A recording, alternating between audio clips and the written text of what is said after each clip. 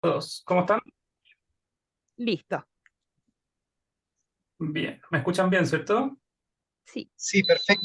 Sí, todo Gracias, bien. Daniela. nada de nada. Excelente, excelente. Ya, entonces mira, vamos a hacer lo siguiente. En esta clase vamos a hacer dos partes. Primero voy a hacer una breve introducción a los temas que están estudiando. Vamos a hablar de ciencia de datos, de inteligencia artificial, en una introducción de 10, 15 minutitos. Ahí vamos viendo cómo se da, ¿cierto? Para después pasar a una parte un poquito más práctica, donde voy a hacer una especie de taller de nivelación de Python, porque he recibido varios comentarios de algunos de ustedes que quizás se quedaron un poquito colgados con los talleres de clasificación, de preprocesamiento, con los distintos talleres que han tenido que ir haciendo. Entonces voy a hacer una clase de programación. Voy a explicarles desde las bases cómo trabajar con Python, cómo se piensa estas cosas para que se les haga un poquito más fácil entender posteriormente los talleres que están en el curso, ¿vale? Me presento. Mi nombre es Carmi, yo soy ingeniero y máster de la Universidad de los Andes y además entregué mi tesis doctoral hace 2 días atrás, así que ahora espero ser doctor también en los próximos días. Soy además consultor, yo trabajo en una empresa de consultoría en todos estos temas. Yo, con este título que pongo acá en la presentación, Ciencia de Datos e Inteligencia Artificial, es mi día a día, a esto me dedico. Ahí les dejé mi correo, cualquier cosita que necesiten, me pueden preguntar, me pueden escribir o a través de Canvas o bien directamente al correo, ¿cierto? Y como se mencionó anteriormente, la clase va a ser grabada. Entonces, a modo de introducción, lo primero que quiero introducir es este gran concepto de la ciencia de datos, data science. Hoy día se dice que en el mundo, alrededor del 90% de los datos que existen hoy día se han generado en el último par de años. Y este boom de la cantidad de data que estamos teniendo, las empresas se están dando cuenta que cada vez es más barato almacenar los datos, cada vez es más fácil, cada vez hay más tecnología que nos permite tener los datos. Esto se ha convertido en el fondo en la posibilidad de el usar los datos para la toma de decisiones en algo súper, súper relevante. De hecho, muchas empresas consideran hoy día sus datos como uno de sus principales activos. Entonces, la ciencia de datos no es más que la disciplina que busca de alguna forma estudiar y sacar provecho a estos datos. Es una disciplina que involucra a muchas disciplinas, un campo interdisciplinario, como dice ahí. Involucra, por ejemplo, las estadísticas, la minería de datos, machine learning, big data, matemáticas, etcétera. Lo que se les ocurra. Hay un montón de disciplinas que van a estar involucradas dentro de lo que es el mundo de la ciencia de datos. Y al final lo que busca es utilizar todas estas herramientas para unificarlas, ¿cierto? Y analizar y comprender fenómenos que suceden en la vida real. Eso es lo que nosotros buscamos al final detrás de la ciencia de datos. O sea, yo quiero tomar una decisión para mi empresa en base a los datos, en base a lo que está pasando, en base a lo que va a pasar también. Tenemos modelos predictivos, como tenemos modelos también que nos permiten simplemente estudiar la historia y entender patrones de comportamiento, etc. Y en base a todo esto que les digo, Jim Gray, ganador del premio Turing en el 98, planteaba la ciencia de datos como el cuarto paradigma de la ciencia, el empírico, teórico, computacional y basado en datos, por la importancia que están teniendo hoy en día los datos y la importancia que se le está dando en las distintas empresas, en las distintas instituciones, el poder contar con buenos datos. Y así quiero introducir 4 conceptos que están súper en boga hoy en día. Se habla mucho de este tipo de conceptos y que ustedes los tienen que haber escuchado más de una vez, incluso antes de entrar a este diplomado. Probablemente ya algo habían escuchado en sus empresas, en sus trabajos, en sus estudios de estos conceptos, si es que algo han escuchado de ciencia de datos. El primer concepto es Business Intelligence o inteligencia de negocios. BI, por la sigla, ¿cierto? Business Intelligence no es más que la capacidad que tenemos nosotros para utilizar los datos históricos y generar reportería de valor, generar inteligencia a través de los datos que nos permita apoyar la toma de decisiones. Entonces nosotros tenemos nuestra empresa que tiene una serie de fuentes de datos operacionales, ¿cierto? Que se generan todos mis datos y yo soy capaz de estudiar la historia, estudiar todos los datos que estoy generando para con ellos utilizarlos para tomar decisiones. Business Intelligence. El siguiente concepto, Analytics, Data Mining, minería de datos, que es lo mismo, no es una competencia, por así decirlo, o algo que va en un carril totalmente separado de Business Intelligence, sino que yo diría que es más parte de, hasta cierto punto, de Business Intelligence. Analytics lo que busca es ser capaces de enriquecer las fuentes de información. Nosotros tenemos todos nuestros datos históricos que se generan desde las fuentes de datos operacionales, ¿cierto? Y tenemos una serie de datos que quizás no conocemos. Y pongamos un ejemplo. Supongan que yo tengo una tienda de bicicletas. Yo vendo bicicletas. Yo puedo armar reportes en base a mis ventas históricas. Yo sé cuánto vendí ayer, yo sé cuánto vendí antes de ayer, yo sé cuánto vendí el mes pasado, yo sé cuánto vendí el cyber anterior con tal promoción, etcétera, etcétera. Yo sé cuánto vendí en cada ubicación geográfica, etcétera. Business Intelligence nos lleva a armar indicadores con estos datos para yo poder tomar decisiones. Por ejemplo, yo puedo ver mi nivel de venta, puedo ver el nivel de atención de mis ejecutivos, puedo ver la tendencia de mis ventas, puedo ver si es que estamos vendiendo más, estamos vendiendo menos de lo que veníamos vendiendo el mes anterior, etc. Analytics toma estos datos, pero los usa para modelar nuevos datos. Genera modelos que nos permiten, por ejemplo, hacer predicciones. Decir, ok, con cierto nivel de probabilidad, la próxima semana yo voy a estar vendiendo 100 bicicletas. Entonces ahora el tomador de decisiones no tiene solamente la data histórica, sino que además tiene un dato súper concreto que le dice, mira, este modelo que estudia las distintas variables que tú tienes en tus datos, te dice que con cierto nivel de probabilidad, este va a ser tu nivel de ventas la próxima semana. Y eso obviamente a nosotros nos puede ayudar a prepararnos mejor para para vender eso, ¿cierto? Para realizar esa venta. Luego viene el concepto de Business Analytics. Business Analytics es un concepto que también va muy de la mano con Analytics. De hecho, comparten parte del nombre, ¿cierto? Pero la gran diferencia entre ambos conceptos es que Business Analytics, que es lo que al final hacemos nosotros, viene a ponerle significado de negocio a estos modelos. Porque yo modelos matemáticos podría armar con cualquier dato y pueden ser súper entretenidos. Pero si no le pongo el significado del negocio al problema, ese modelo, ese resultado que yo voy a estar obteniendo, no me va a servir para nada en la toma de decisiones. Y pongo un ejemplo. Yo podría tener dos problemas que pueden sonar súper distintos, pero pueden resolverse con modelos súper similares, como puede ser, por ejemplo, mantengamos el ejemplo de la venta de bicicletas. Mi tienda de bicicletas, yo quiero predecir cuánto voy a vender la próxima semana. Y por otro lado, supongamos que nosotros trabajamos en un hospital y queremos predecir cuántos pacientes de urgencia vamos a recibir la próxima semana.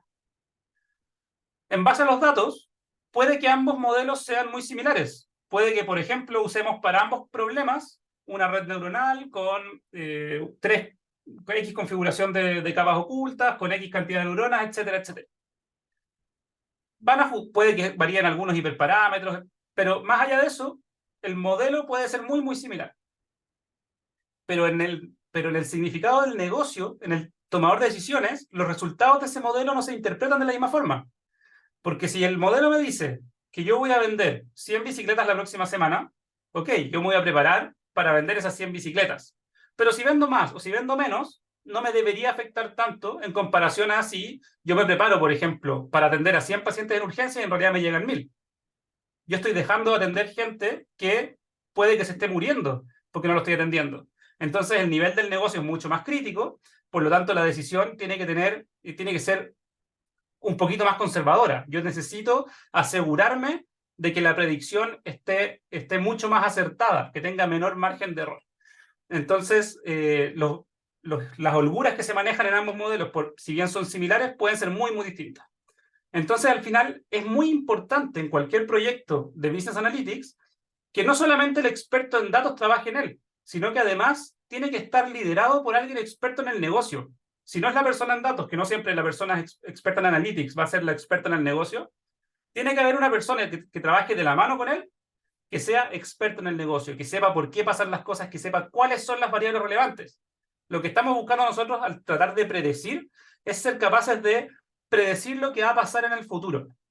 lo que va a pasar en el futuro en base a que yo conozco el pasado y que yo conozco el presente, pero no sé lo que va a pasar en el futuro. Pero yo puedo entender que hay ciertas variables que pueden explicar ese futuro mejor que otras. Por ejemplo, si yo trabajo en un retail, si yo quiero predecir lo que voy a vender el próximo Cyber Day, quizás una variable que lo puede predecir muy bien es la diferencia de ventas histórica que he tenido en los Cyber Days. Y eso lo puedo saber si es que yo trabajo directamente en el negocio y yo sé más o menos cuál va a ser mi nivel de venta. Entonces yo puedo, de alguna forma, guiar el modelo y orientarlo para seleccionar las variables que mejor expliquen este objetivo y al final obtener el menor nivel de error. Entonces el concepto de Business Analytics es muy importante porque nos permite darle el significado de negocio a nuestros modelos, al enriquecimiento de los datos y al final todo esto, todo lo que estamos generando es más información que va a ir a mis fuentes de datos y que yo voy a poder utilizar, por ejemplo, en un reporte de Business Intelligence para entregar un mejor indicador. Y el último concepto que está presente aquí es el concepto de Big Data. Que Big Data también es un concepto que viene súper en boga últimamente, por lo mismo que yo les decía, porque hemos generado tantos datos últimamente, en el último par de años, y esa tendencia de la generación explosiva de muchos más datos está en aumento. O sea, en un par de años más esto va a seguir creciendo exponencialmente. Estamos cada vez generando más datos que las técnicas, la tecnología tradicional que nosotros veníamos utilizando para procesar estos datos, para almacenar estos datos, está quedando obsoleta, no está sirviendo.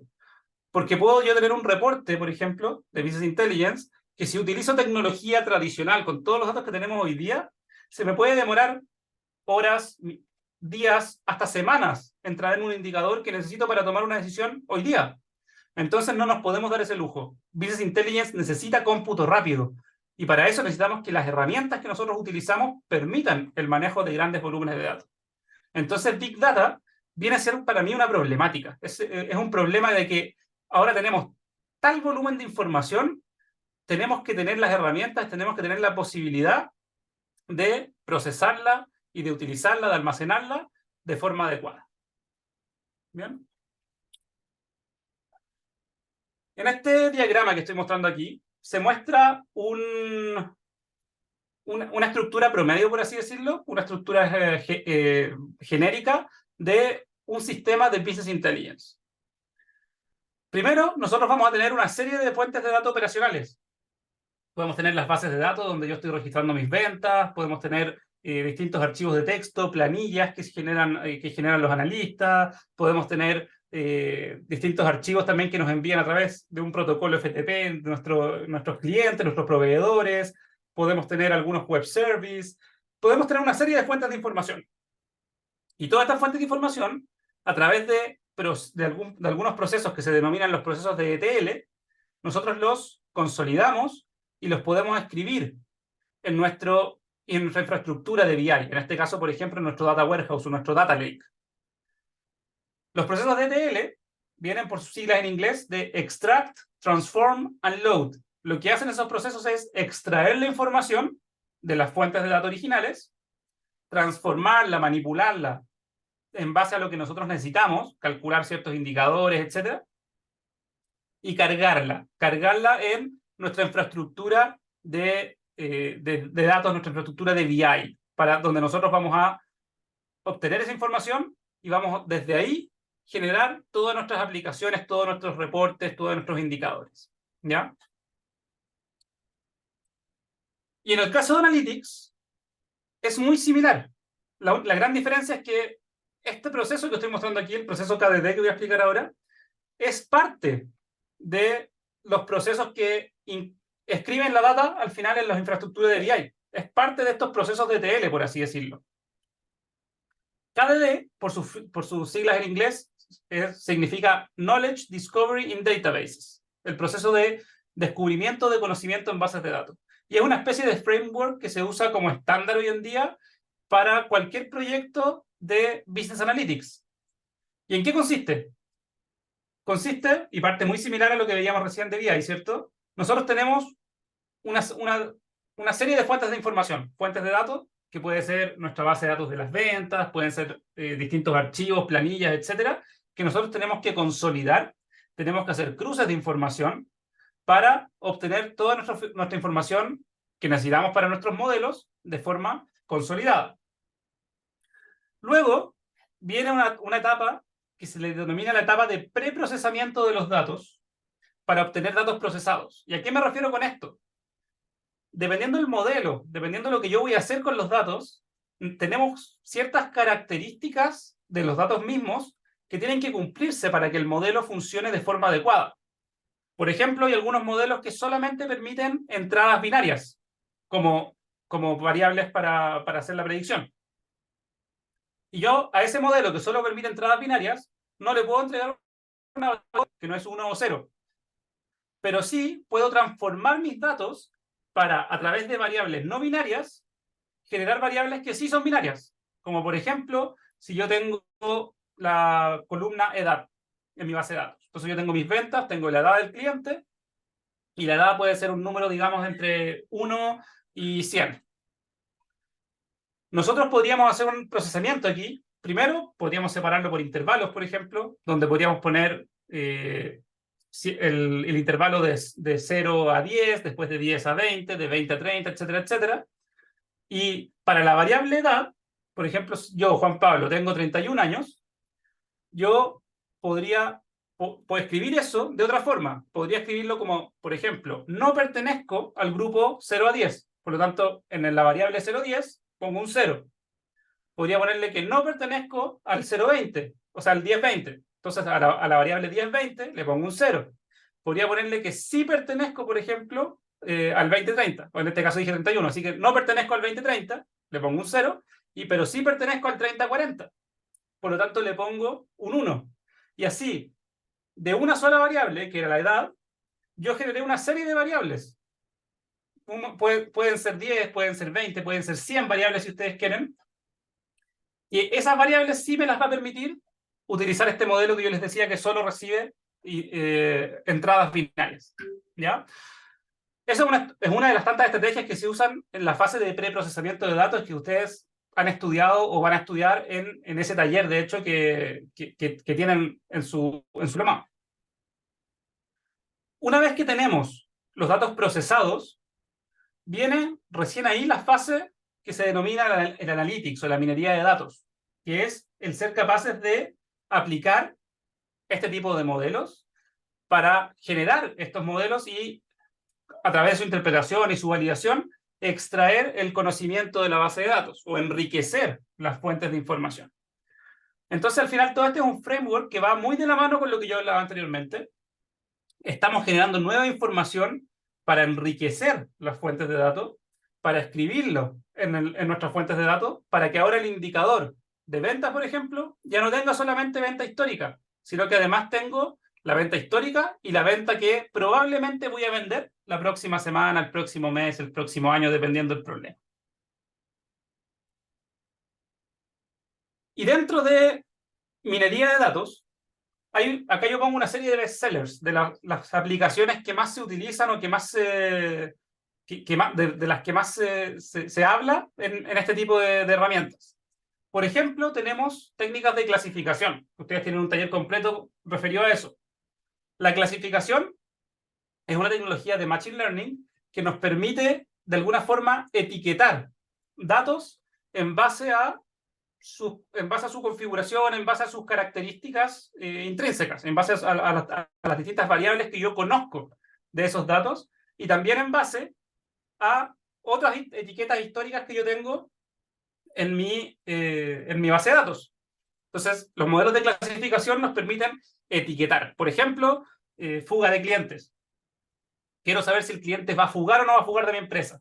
Entonces yo tengo todo este grupo de clientes que sé que fugaron, tengo todo este grupo de clientes que sé que no fugaron, se los entrego al modelo, el modelo los revisa, los analiza, identifica patrones de comportamiento entre ellos, y con eso aprende, entre comillas aprende. Y una vez que yo le entrego una nueva observación, le digo, mira, acá tengo otro cliente, y este cliente conozco todas sus características, pero la verdad no sé si va a fugar o no va a fugar. Y el modelo es capaz de etiquetarme, es capaz de predecirme si el cliente fuga o no fuga, en base a el parecido que tenga a esta base histórica. Perdón. Luego, técnicas de pronóstico. Pronóstico, por ejemplo, de series de tiempo, de regresiones. Esto es lo que yo comentaba, por ejemplo, con el tema de la tienda de bicicletas. Si yo tengo una tienda de bicicletas que yo sé lo que vendí ayer, sé lo que vendí hasta hoy día en la mañana, sé lo que vendí antes de ayer, lo que vendí la semana pasada, lo que vendí el mes pasado, el verano pasado, yo esa información la puedo usar como insumo de un modelo que me permita hacer predicciones de cuánto debería estar yo vendiendo en el futuro. Entonces un modelo me podría decir, ¿sabes qué? Con cierto nivel de probabilidad tú vas a vender 100 bicicletas mañana, vas a vender 120 bicicletas pasado mañana, con ciertas características. Pronósticos. Tanto clasificación como pronósticos son modelos de Machine Learning y ambos utilizan aprendizaje que se denomina aprendizaje supervisado, que también voy a aterrizarlo un poquito más en unas diapositivas más adelante. Al contrario, tenemos segmentaciones. Las segmentaciones son aprendizaje no supervisado dentro de Machine Learning. ¿Qué quiere decir que sea no supervisado? Que no utilizan conocimiento a priori, no utilizan la base de conocimiento histórica, sino que simplemente se generan agrupaciones de datos en base a las características propias que yo tengo dentro de los datos. Yo no sé si el cliente va a fugar o no va a fugar, yo no tengo una base que me dice eso, pero yo puedo agarrar mi serie de clientes, mi base de datos de clientes, y puedo segmentarlos en, por ejemplo, dos grupos. Decir que el grupo 1 son puros clientes que se parecen entre ellos, y el grupo 2 son otro grupo de clientes que se parecen entre ellos. Y entre el grupo 1 y el grupo 2 son lo más distintos posible en promedio. ¿De qué me sirve eso? Bueno, me sirve para agrupar los datos, generar nuevas variables con agrupaciones para ya no tratar el 1 a 1, el caso 1 a 1, sino que tratar ahora grupos de clientes similares, grupos de datos similares. Luego tenemos sistemas de recomendación y reglas de asociación que van, de hecho, muy de la mano entre ellos, que también son técnicas de aprendizaje no supervisado, que nos permiten generar información, generar reglas en base a ventas, por ejemplo, de dos productos. No sé si ustedes han escuchado el ejemplo de las cervezas y los pañales. Cuando uno va al supermercado, es común de repente ver una oferta de pañales y al lado, justo al lado, una oferta de cervezas. ¿Por qué pasa eso? Porque alguien estudió, viendo todas las boletas, todas las compras que hacía la gente en los supermercados, alguien descubrió que en general las compras de la gente que compra pañales, esas boletas también incluían cervezas. ¿Por qué? Mira, no sabemos. Puede ser que mandan al papá joven a comprar los pañales y se tienta y compra su six-pack de cerveza. Son supuestos. Lo que sí es claro es que los datos me están diciendo que en general los clientes que compran pañales también compran cerveza. Entonces, los supermercados suelen usar eso a su favor para generar ofertas y para, ojo, si me vienen a comprar estos pañales, tentémoslos al tiro y pongámosle esta cerveza, busquemos vender más. Y en base a las reglas de asociación se generan lo que se llaman los sistemas de recomendación, que por ejemplo, otro ejemplo de un sistema de recomendación podría ser lo que hace Netflix. Me imagino que más de uno de ustedes ha usado Netflix o al menos conoce cómo funciona. Y cuando uno ingresa a Netflix, uno ingresa, por ejemplo, yo ingreso a mi perfil directamente y Netflix lo primero que me dice es, mira, dado que tú has visto estas películas, te recomendamos estas otras que han visto gente similar a ti. Me están recomendando en base a lo que yo vi, en base a mis intereses, pero en base al conocimiento que tienen ellos de personas similares a mí. Entonces me recomiendan una serie de películas. Y de hecho van más allá todavía. No sé si se han fijado que cuando yo voy buscando una película en Netflix, me aparece, por ejemplo, una carátula de la película. No sé, a mí que me gustan en general las películas más de acción, de suspenso, de guerra, etc., me va a aparecer para una película X la escena en que están los personajes principales peleando con las pistolas, etc. Pero después que mi señora no le gusta tanto ese tipo de películas, sino que le gustan las películas más románticas, se mete a su perfil, le podrían recomendar la misma película, pero a ella se la van a recomendar con otra carátula. Ya no va a ser la carátula de los personajes principales con las pistolas en las manos, sino que va a ser la carátula donde están los personajes principales dándose un beso. Entonces, al final, lo que hace ahí Netflix es buscar a cada uno de nosotros vendernos sus películas de la mejor forma posible, de la forma que más nos puedan llegar, de la forma que más nos pueda hacer sentido. Es lo mismo que hace Amazon cuando ustedes se meten a Amazon a hacer una compra y te dice, otros clientes que compraron ese producto también han llevado todos estos productos. Y te recomiendan cosas que creen que tú tienes una alta probabilidad de querer. Entonces buscan vender más. Y finalmente, identificación de patrones tiene que ver justamente con el ser capaces de entender los datos existentes y detectar patrones de comportamiento en los datos para con eso poder utilizarlo en distintas aplicaciones.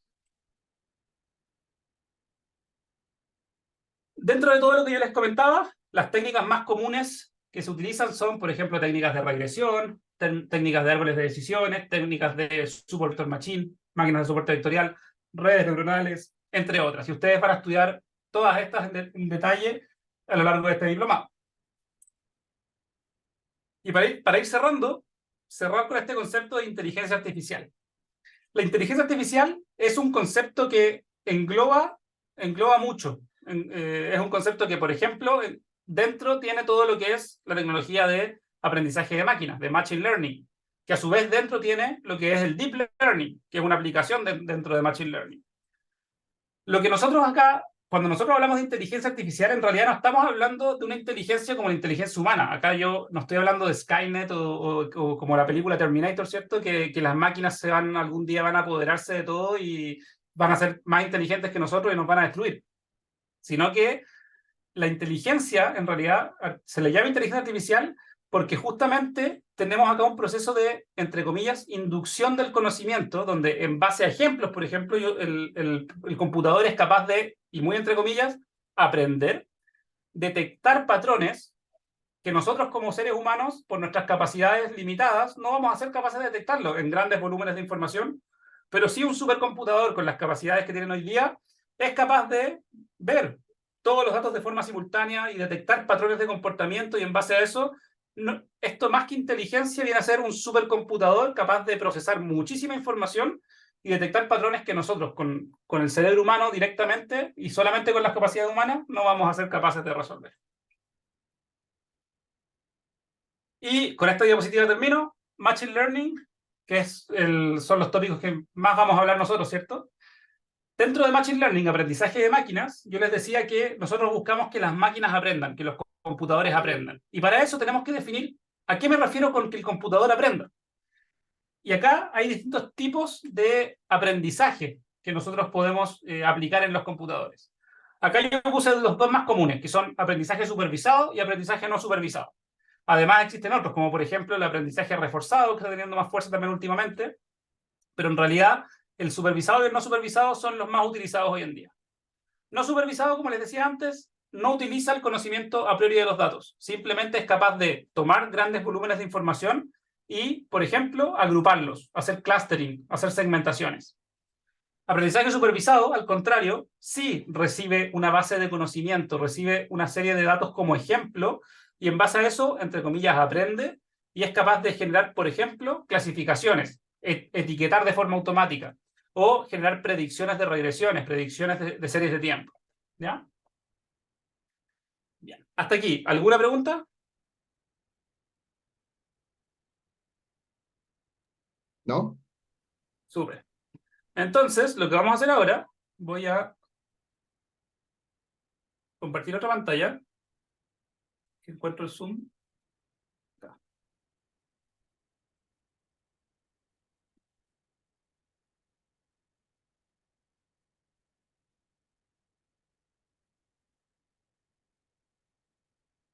Me confirma si ya ven la pantalla. Sí se ve. Entonces ahora vamos a pasar a la segunda parte de esta clase. Y ahora todo lo que hablé suena súper interesante, ¿cierto? Cosas que podemos llegar a hacer con los datos en el futuro. Ahora, para hacer esto, nuestra principal herramienta es la programación. Nosotros somos capaces de tomar los datos y con programación podemos hacer toda la fase de procesamiento, podemos escribirlo en las bases de datos, etcétera, etcétera. Ustedes en el diplomado tienen una serie de talleres, tanto en R como Python. Aquí de repente me preguntan, oye, ¿cuál es mejor? ¿Uso R o uso Python? ¿O uso ambos? Yo lo primero que les recomendaría, elijan uno. Y si me preguntan a mí me queda mucho más cómodo Python por un tema de que, bueno, lo uso mucho más y que para todo lo que es inteligencia artificial, machine learning, Python es un lenguaje que es súper fortalecido, es un lenguaje que se ha venido mejorando mucho, han sacado muy buenas librerías para trabajar este tipo de aplicaciones, ¿ya? Entonces, por eso yo voy a enfocar este taller hoy día como un taller de nivelación de Python, donde quiero mostrarles las cosas básicas que se pueden ir haciendo en Python para que les sirva como herramienta para entender mejor los talleres que tienen en el mismo diplomado, ¿vale? Dentro de Python, ustedes podrían perfectamente instalar Python en sus equipos, en su computador, tanto en Mac como en Windows, como en Linux o el equipo que tengan, y podrían ejecutar códigos de forma local. Yo voy a usar una herramienta acá que se llama Google Colab, que es una herramienta bien potente porque nos permite compartir de forma muy eficiente el código, nos permite ejecutar todo en la nube. Yo no tengo nada instalado en mi computador en este minuto, sino que simplemente abriendo Colab y corriendo las líneas de código yo voy a poder ejecutar los códigos. ¿Qué desventaja puede tener Colab? Bueno, como es un servicio cloud, la versión gratuita no es ilimitada, o sea, yo tengo un cierto límite de capacidad de procesamiento que yo puedo utilizar dentro de Colab. Y claro, para efectos de este taller o para efectos de cualquier taller dentro de este diplomado, va a ser más que suficiente. Pero si ustedes traen una gran base de datos de una empresa acá y la quieren procesar y hacer un modelo predictivo gigante con eso, claro, puede que con la versión gratuita se queden cortos y tengan que usar o bien la versión pagada o correrlo directamente de forma local o en algún servidor, ¿vale? Dentro de la programación, yo siempre recomiendo mucho trabajen con el texto, no solamente con el código, generen documentación. Traten de todo lo que van haciendo, vayan documentándolo, porque para ustedes algo que hacen ahora les puede hacer mucho sentido, pero cuando vengan a leerlo una semana después, no se van a acordar el detalle de cada línea de código. Entonces, traten de ir documentando, ojalá todas las líneas, ojalá por bloques también. En este bloque nosotros buscamos hacer tal cosa, tal tarea, de ahí viene el código. Si es que yo en una línea hago algún truco interesante, lo comento. Y no sé si han escuchado el dicho de que no hay nada más difícil que leer código ajeno. Y eso es muy cierto, porque dentro de lo que es la programación, hay infinitas formas de hacer las cosas. Yo, para hacer una suma, por ejemplo, con programación, yo puedo hacerlo directamente con la suma, puedo generar variables y después sumar las variables, puedo definir una función y después utilizar. Hay un montón de formas distintas de hacer las cosas y todas van a llegar al mismo resultado. Entonces, mi forma de pensar, el cómo yo hice las cosas, no necesariamente, y muy probablemente no va a ser igual a la de mi compañero. Por lo tanto, si quiero compartirle mi código a mi compañero, lo mejor que puedo hacer es dejárselo bien documentado, que diga bien qué es lo que estoy haciendo y le ahorro el tiempo de tener que estar incursionando en código ajeno, que es una tarea recontra difícil, ¿vale? Entonces partamos con esto. Primero, si se fijan acá arriba, yo tengo dos bloques. Yo puedo insertar código e insertar texto. Podemos primero partir insertando texto. De hecho, voy a tirarlo para arriba porque ya teníamos un bloque de código. Y en el texto yo puedo escribir acá cualquier cosa. Por ejemplo, introducción a Python. Entonces esto me queda como una especie de título a mi trabajo, a mi script. Después, nosotros podemos insertar también comentarios dentro del código. O sea, por ejemplo, definamos una variable. Con Python la definición de variable funciona de esta forma. Yo hago x igual 1 y ahí definí una variable que se llama x y que tiene el valor de 1. Entonces a esto yo le podría poner un comentario al lado. Y para eso uso el símbolo este de gato. Se ve bien la pantalla, ¿cierto? ¿O quieren que la agrande un poco? ¿Está bien? Yo Se ve bien, súper. bro. Se ve. Súper. Bien, entonces yo tengo el x igual a 1 y le puedo poner este símbolo de gato y al lado yo puedo escribir. Definimos variable x y la inicializamos en 1. Defino un comentario. Entonces yo expliqué qué es lo que hice en el código, lo expliqué al lado para que cualquier persona que venga a verlo lo pueda entender rápidamente. Así yo podría definir otra variable, por ejemplo, y igual a 2. Yo puedo definir una serie de variables. Si yo compilo esto Si yo lo ejecuto, la primera vez que ejecuto algo en Colab, se va a demorar un poquito más porque me inicializa en el fondo el entorno, pero ya una vez que se inicializó, me asignó mi RAM, me asignó mi disco, ya compiló esto, me dijo se demoró 0 segundos. No me mostró nada, simplemente me corrió el código. ¿Cómo sé si está bien o mal? Hay distintas formas. Una de las formas más comunes es imprimir en consola. Hay una función en Python que es la función print, que si yo hago así, print, entre paréntesis, y adentro le pongo lo que quiero imprimir, por ejemplo, X, ¿qué va a hacer eso? Si yo lo compilo, me va a imprimir en consola lo que estoy viendo.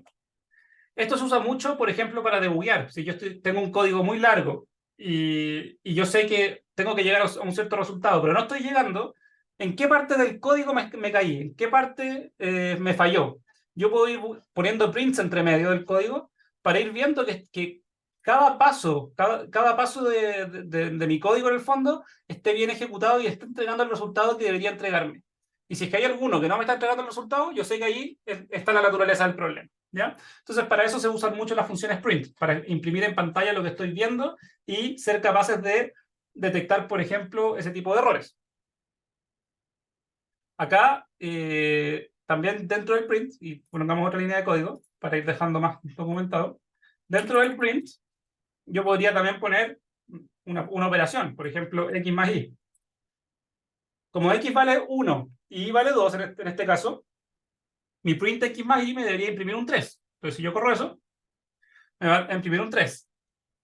El print por defecto siempre me va a imprimir en consola. Otra forma de imprimir en Colab, esto no funciona siempre, pero siempre en Colab, es, por ejemplo, yo puedo escribir acá directamente x más y.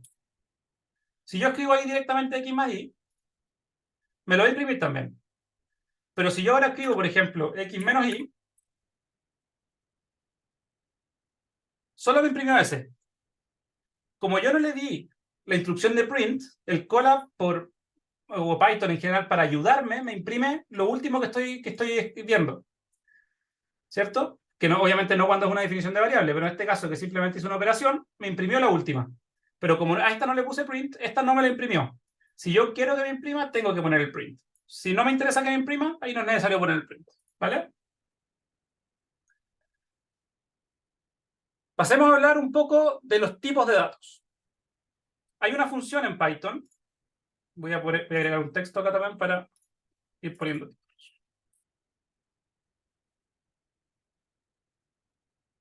Hay una función en Python que se denomina la función type. Entonces yo, por ejemplo, voy a poner acá un comentario. Voy a poner acá función type. ¿Qué hace la función type? La función type, si yo, por ejemplo, compilo esto, type, entre paréntesis, y le entrego un dato. Por ejemplo, entreguémosle la variable x. Y yo imprimo eso. La función type me dice cuál es el tipo de dato. Entonces me dice, tu variable x era un entero, un integer. ¿Qué pasa si yo le agrego otro tipo de dato? Por ejemplo, acá adentro le escribo hola, entre comillas. Me dijo, ojo, el dato que pusiste dentro del type es un string, otro tipo de datos. Entonces ahora yo quiero que vayamos repasando cuáles son los tipos de datos más utilizados en Python en general.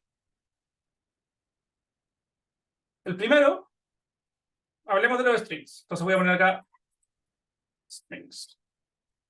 Los strings son datos de tipo texto. Se definen entre comillas, comillas simples, comillas dobles, indistinto, y nos permite guardar, por ejemplo, en una variable, un texto. Entonces yo podría definir, por ejemplo, stri, una variable que se llame así, y lo que voy a poner es igual a hola, o dejémoslo todo con minúsculas. Hola. Entonces creo mi variable.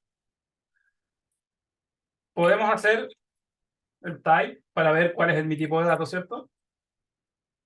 Digamos que nos imprime. Es un tipo de dato string, ¿verdad? Y dentro de los strings hay una serie de manipulaciones, una serie de funciones que nosotros podemos ir utilizando. Y para eso hay otra función bien interesante que es la función dir.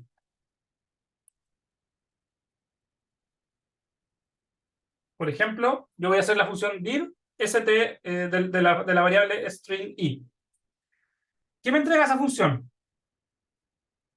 Si se fijan, me entrega una serie de posibilidades que yo tengo para utilizar con, en este caso, este tipo de datos, en este caso el string. Entonces, por ejemplo, me dice que puedo hacer un split, puedo hacer un upper, puedo hacer un title, puedo hacer un isLower. Hay un montón de opciones. Muchas de estas quizás ni siquiera les hacen sentido o no las entienden a simple vista. Veamos algunas. Por ejemplo, yo tengo mi string que es ese, ¿cierto? String i. Voy a poner un comentario, voy a ponerle, nos muestra posible.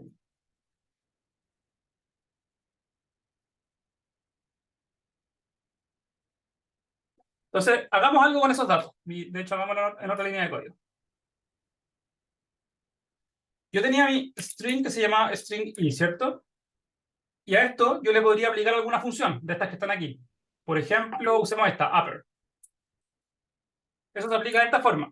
Yo le hago un punto, le entrego en la función y después le entrego paréntesis abierto y cerrado. Y acá, dependiendo de cuál función estoy usando, si el paréntesis va vacío adentro, quiere decir que no le entrego ningún parámetro, o si le tengo que entregar algo adentro. Esta función upper no recibe ni un parámetro, por lo tanto yo podría compilarla así. Veamos qué es lo que hace. Si se fijan, me entregó, y aprovechemos de imprimir acá, para acordarnos cuál era nuestro string. Voy a imprimir antes el string que teníamos.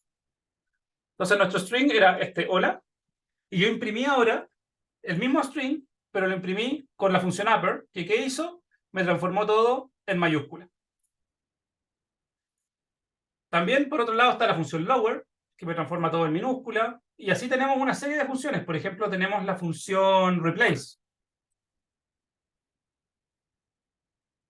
donde yo podría, acá, esta función sí recibe parámetros. ¿Y qué parámetros recibe? Acá el Colab me entrega algunos comentarios. El primer parámetro que recibe es lo que yo quiero buscar dentro del string. Entonces, ¿qué quiero buscar dentro del string? Por ejemplo, busquemos la h. Y el segundo parámetro que recibe es por lo que lo quiero reemplazar. Por ejemplo, cambiamos la h por una g mayúscula. Entonces, si yo corro esto, lo que hizo fue modificarme mi string y me cambió la h por una g mayúscula con la función replace. Entonces, así como usé ahora upper, usé replace, hay una serie de funciones que nosotros podríamos utilizar para hacer manipulación de strings. ¿Vale? ¿Hasta aquí alguna duda? ¿No? Profe, una consulta. Para hacer, ¿cuál es la función sería para hacer distinto de... Hay un ejemplo de las ciudades ¿Ya? Que había que reemplazarlas por, no sé, resto de país o región metropolitana, que era Santiago o todos los demás. Y ahí se usaba un replace para reemplazar todas las otras ciudades. Pero para haberlo puesto como distinto de Santiago, ¿qué función se debería haber utilizado ahí? Que yo hice todo el choclón de... Ahí va a depender del código en sí, pero en general ahí tú vas a tener que hacer primero, por ejemplo, operaciones dentro de DataFrame. Ahí tú tenías un DataFrame, ¿cierto? Que ahí lo que se usa no usamos ninguna de estas funciones directamente, de las que estamos viendo acá, que son las que vienen nativas en Python, sino que usamos una librería que la vamos a ver en un ratito más, que se llama Pandas, que es una de las librerías más utilizadas hoy en día para operaciones en general con datos. Y dentro de Pandas, tú tienes una serie de operaciones que tú puedes ir haciendo dentro de los data frames, y una de esas, por ejemplo, te permite hacer replace dentro de data frames, ¿ya? Porque se puede hacer de esta forma, sí. De hecho, probablemente todas las funciones de Pandas están programadas utilizando por detrás algunas de estas funciones. El tema es que necesitaríamos muchas más líneas de código para llegar al resultado si no utilizamos, por ejemplo, una tecnología como Pandas. Y ahí, para poner un poquito en contexto, ¿a qué me refiero con esto? Esto que nosotros hicimos acá, yo podría hacer, por ejemplo, una función. Vamos a hacer un nivel de código acá. Voy a poner un texto para... Voy a poner aquí, definimos una función. Una función es una operación. Entonces yo voy a definir una función en Python la sintaxis es así. Yo pongo def y después pongo el nombre de la función. Entonces voy a poner, por ejemplo, voy a poner mayúscula. Una función que se llame mayúscula. Le voy a decir a la función que va a recibir como parámetros un string. Voy a poner una variable bajo string para que sea más lógico. Va a recibir como parámetro una variable string. ¿Y qué es lo que va a hacer? Acá yo le pongo 2 puntos, enter. ¿Y qué va a hacer esto? Lo que va a hacer, por ejemplo, va a recibir esta variable, var-string, y le va a aplicar la función upper. Y esto es lo que va a retornarme mi función. Entonces le voy a poner acá un return. Entonces, ¿qué es lo que acabo de hacer? Lo que yo acabo de hacer, si se fijan, ahora voy a poner otra línea, voy a borrar eso, y voy a hacer otra línea de código. Lo mismo que yo hice arriba, que puse ese string i.upper, yo lo podría haber hecho ahora de esta forma. Mayúscula, paréntesis, y le entrego mi string. Y si yo compilo esto, me va a entregar exactamente el mismo resultado. Acá lo que yo hice fue crear yo mi propia función, que se llama mayúscula, que recibe un string cualquiera. Acá yo le entregué el string stri, y retorna ese string aplicándole la función upper. Todos los paquetes que uno instala de Python, por ejemplo Pandas, son paquetes que por detrás tienen una serie de funciones como esta, obviamente mucho más complejas que esta, que hacen una serie de operaciones y que te dicen, esta función recibe tal y tal variable como parámetro y te entrega tal y tal cosa. Y por detrás hay toda una operación que pueden ser cientos y cientos de líneas de código, pero para ti va a ser una línea de código, para ti va a ser usar esa función. Entonces ahí está la gran potencialidad de usar librerías ya hechas, preconstruidas, que al final van a tener puras funciones preconstruidas para que tú utilices. ¿Quién es nuestro mejor amigo para la programación y para trabajar con este tipo de librerías? Yo siempre digo, es Google. Acá ustedes, todo lo que quieran hacer, siempre va a haber una persona que lo tuvo que hacer antes. Siempre va a haber una persona que tuvo ese problema antes en cualquier parte del mundo. Entonces, si ustedes buscan en Google cualquier problema, hoy tengo un data frame y quiero quiero sacar valores únicos, por ejemplo, alguien les va a poner una línea de código que puede ser 1, 2, 3 líneas de código, dependiendo del caso, que resuelven ese problema. Ustedes van a tener que adaptar simplemente a sus datos y van a poder utilizarlo. Entonces, enseñarles a programar, para mí, es primero enseñarles la teoría básica, la teoría base por detrás de cómo funcionan las funciones, cómo se llaman las variables, etc.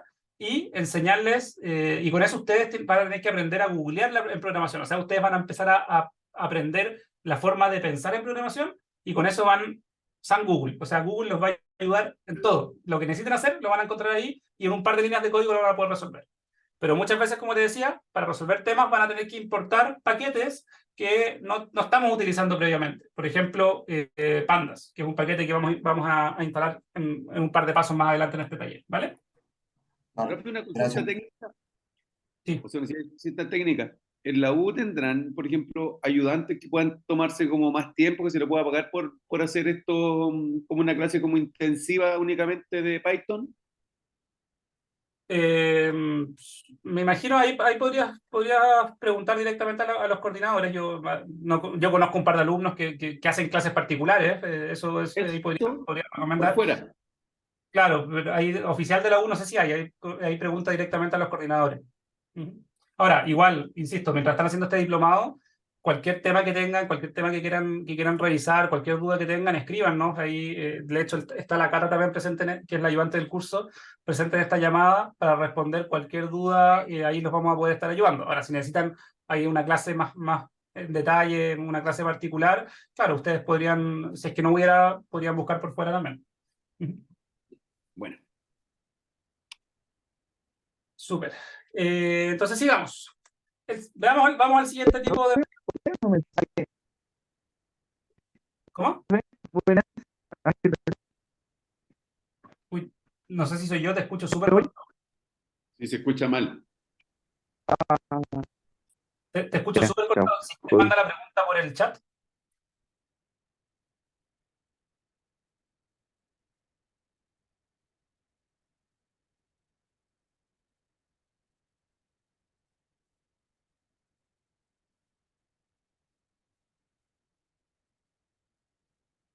Ahí en el chat había una pregunta que no había visto que dice, ¿se puede usar funciones conjuntas? ¿A qué te refieres con eso?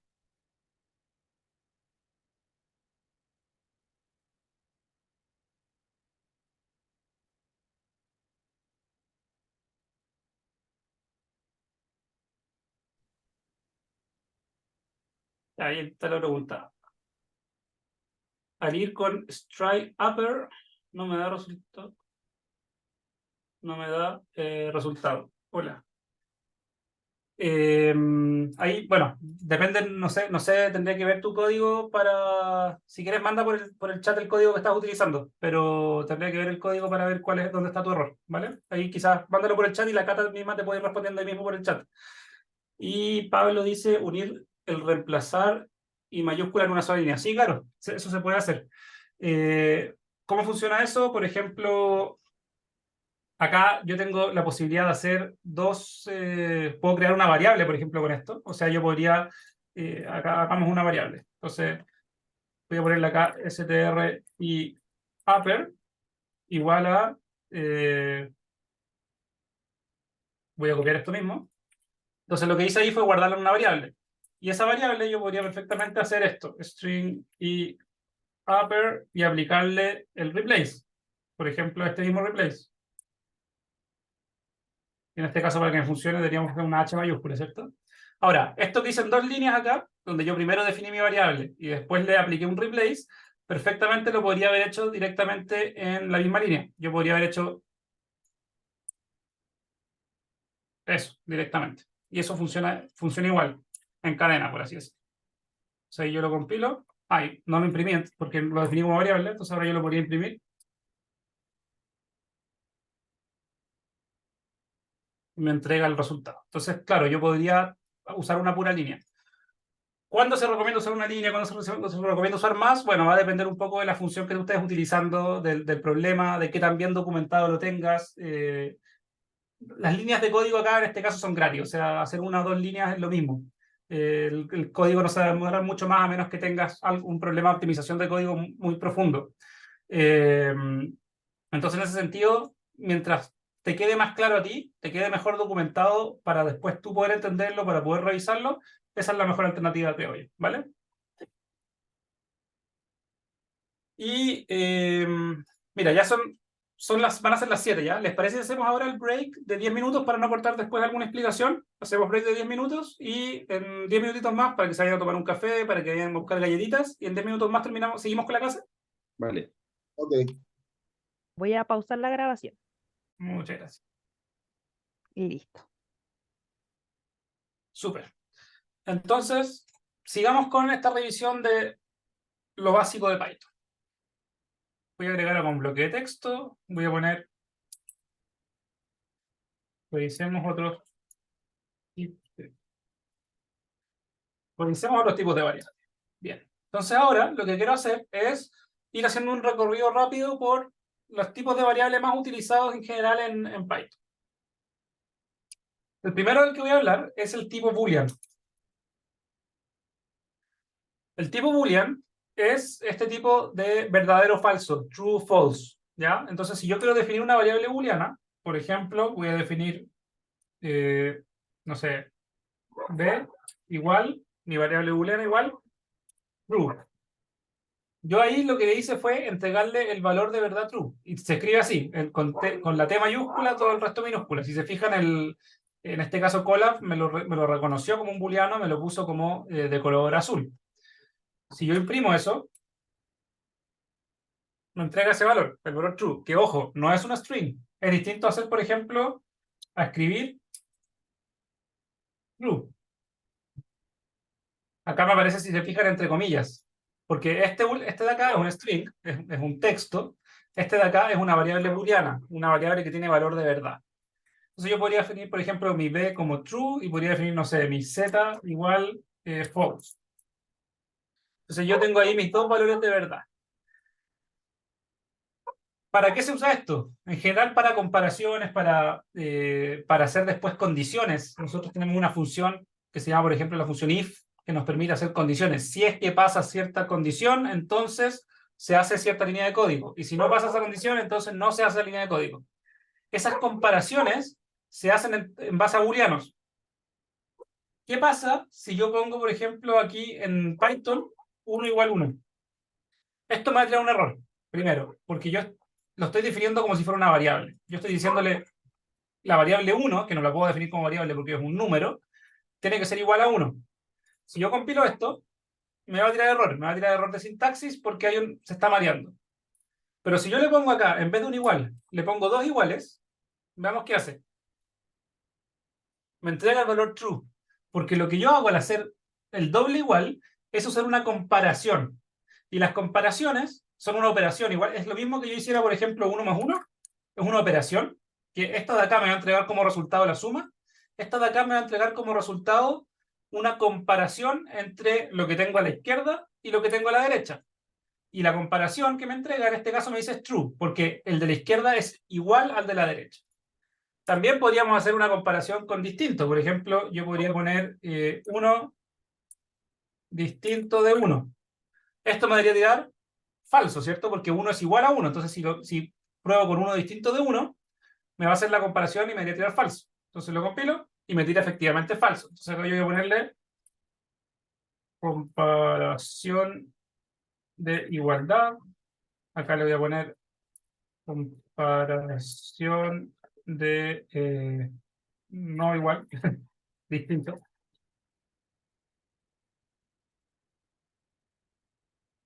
¿Qué otro tipo de comparaciones booleanas tenemos? Por ejemplo, mayor igual. Yo puedo usar, o mayor estricto, menor, etc. 1 menor a 10, yo lo puedo, si compilo eso, me tira true. Yo puedo hacer 1 menor o igual a 1. Eso también me va a tirar true. Yo puedo hacer con mayor igual, o mayor, etc. 1 mayor a 2, me va a tirar false. Y así sucesivamente yo tengo una serie de valores que yo puedo ir, en el fondo, comparando. También yo le puedo agregar operaciones lógicas. Por ejemplo, yo podría decir, se tiene que cumplir que 1 sea igual a 1, y se tiene que cumplir además que 1 sea distinto de 1. ¿Esto qué me va a entregar? Me va a entregar falso, porque el primero es verdadero, pero el segundo es falso, por lo tanto, el i es falso. Pero si yo en vez del i le pongo un o, en este caso, por ejemplo, esto mismo,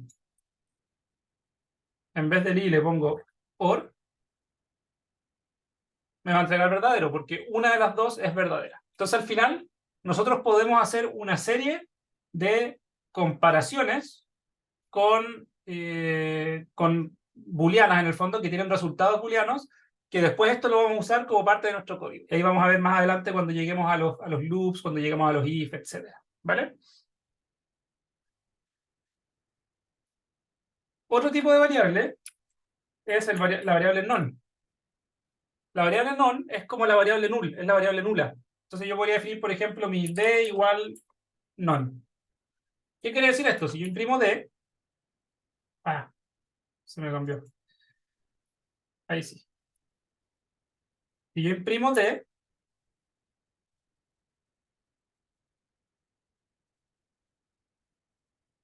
no me imprime nada. Lo voy a poner acá. Lo voy a forzar que me lo imprime. Me lo imprime como none. Como que es una variable. Ahí no hay nada. Es un vacío, un valor perdido, etc. Ustedes vieron en los talleres que muchas veces pasaba que teníamos valores perdidos dentro de los data frames, ¿cierto? Dentro de las variables. Y también pasaba muchas veces que, por ejemplo, teníamos la variable edad y teníamos un outlier. Teníamos, por ejemplo, un valor que tenía edad 1500. ¿Qué hacíamos nosotros en el taller con ese valor? Decíamos, ¿sabes qué? Este 1500 no hace ningún sentido, eso no es una edad correcta, por lo tanto hay que hacerle un tratamiento a ese valor, algo hay que hacer. Y lo primero que hacíamos en el taller era declararlo como un valor perdido. No sabemos cuál es la verdadera edad de esta persona, por lo tanto, porque 1500 sabemos que no es, por lo tanto vamos a reemplazar el valor que tenía, el 1500, por un non. Y al final, después de eso, hacíamos el tratamiento de valores perdidos. O sea, ahora vamos a decidir, ¿qué hacemos con los valores perdidos? Y hay tratamiento de valores perdidos, hay muchos posibles, en Analytics sobre todo. O sea, podemos hacer simplemente eliminación de casos, podemos hacer reemplazos por el promedio, podemos podemos ir prediciendo valores también, podemos generar modelos predictivos que nos digan cuáles son los valores que debería tener ese valor, etc. Hay una serie de herramientas que se pueden usar dentro de la fase de preprocesamiento, tratamiento de valores perdidos, que cuál voy a usar va a depender del caso, va a depender de los datos, va a depender de la decisión que se va a tomar, de la criticidad del dato, etcétera, etcétera. ¿Vale? Entonces, otro tipo de variable bien interesante es el none. Otro tipo de variable que se usa bastante son las listas. Entonces, yo voy a definir acá listas. ¿Cómo se define una lista? Por ejemplo, yo voy a poner una lista, pongamos una K igual, y esta va a ser una lista. Estas se definen con corchetes cuadrados. Y acá yo puedo poner una serie de objetos. Por ejemplo, yo podría poner 1, 2, 3, 4, 5. Si yo imprimo esto, lo que yo estoy obteniendo como resultado es una lista de objetos. Entonces yo tengo mi lista K, que tiene el objeto número 1, 2, 3, 4, 5. Y al imprimir el objeto K, yo imprimo absolutamente todos los valores que tengo dentro de esa lista. Pero además, yo podría trabajar con algunos valores dentro de esa lista. Por ejemplo, yo podría decir, buscar K en la posición 3. ¿Qué significa esto? Imprimió un 4. Python, por defecto, las posiciones de las listas en Python parten desde 0. Por lo tanto, esta es la posición 0, esta es la posición 1, esta es la posición 2, esta es la posición 3 y esta es la posición 4. ¿Ya? Entonces yo tengo que K en la posición 3 vale... no sé qué dice. K en la posición 3 vale 4, porque la posición 0, 1, 2, 3. Entonces vale 4. Yo también podría haber impreso K en la posición 0. Y vale 1. Entonces acá lo que estamos haciendo es imprimir una posición de la lista. ¿Verdad? También hay otro tipo de funciones que nosotros podemos utilizar en las listas, como por ejemplo, una de las más utilizadas acá es la función append.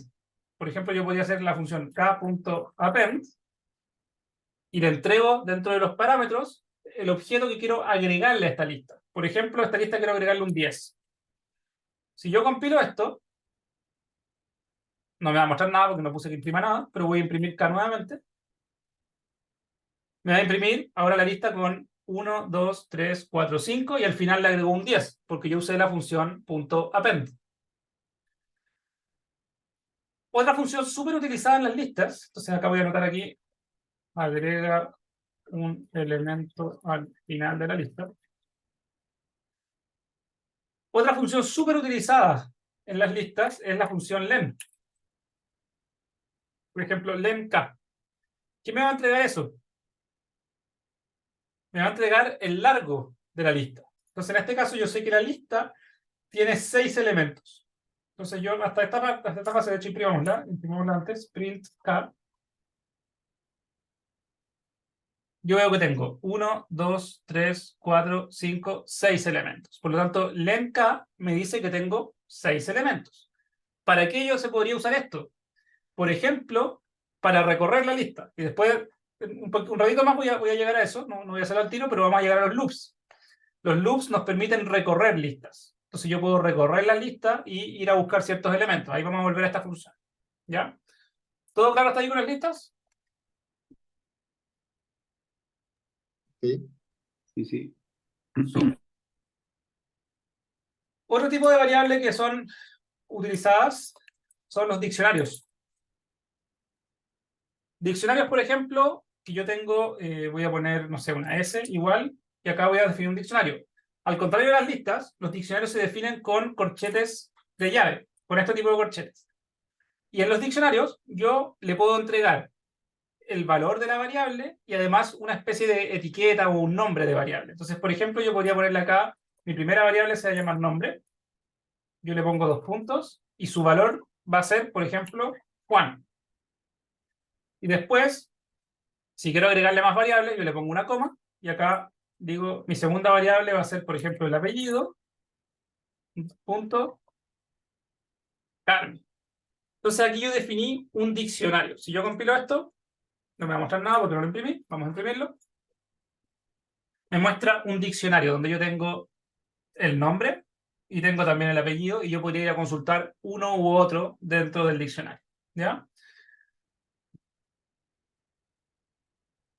Finalmente quiero pasar a los números. Entonces vamos a pasar ahora a los números. Voy a agregar acá otro.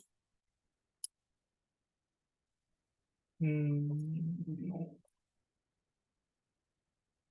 Dentro de los tipos de números, hay dos grandes tipos, o dos tipos que son los más utilizados. Tenemos los números enteros y tenemos los números, los floats, que son al final los doubles o los que no son enteros, los que tienen decimales. ¿Hay más tipos de números? Sí, hay un montón de tipos de números. Big int, y hay una serie dependiendo también el largo del tamaño máximo del número, etcétera, etcétera. Los más utilizados en general son los que les decía yo, los int y los floats, que son los con decimales. Entonces yo voy a definir, por ejemplo, una variable que sea, por ejemplo, x igual a 1, y esto de acá es una variable integer, o un int. O yo podría definir una variable, por ejemplo, igual 3.5, que esta es una variable de tipo float, o double también se les llama, que tienen decimales. Yo podría definir otra variable, por ejemplo, z igual 2, que también es un integer. O pongámosle, hagámoslo más entretenido, pongamos z igual 10 y pongamos a este igual a 5 para hacer operaciones entre ellos. Entonces, ¿qué tipo de operaciones yo puedo hacer con números? Acá se pueden hacer nativamente en Python prácticamente todas las operaciones que uno podría querer hacer en números. Por ejemplo, yo podría hacer la suma. Yo podría definir x más y. Me da 8,5. Entonces esto de acá, la suma directamente. ¿Qué más podría hacer? Podría hacer la resta. Que si lo compilo, me da 1,5. Entonces yo hago la resta de números. ¿Qué otra cosa podemos hacer? Por ejemplo, la división. Entonces hagamos, por ejemplo, x dividido en z. Si se fijan, x es un int, z también es un int.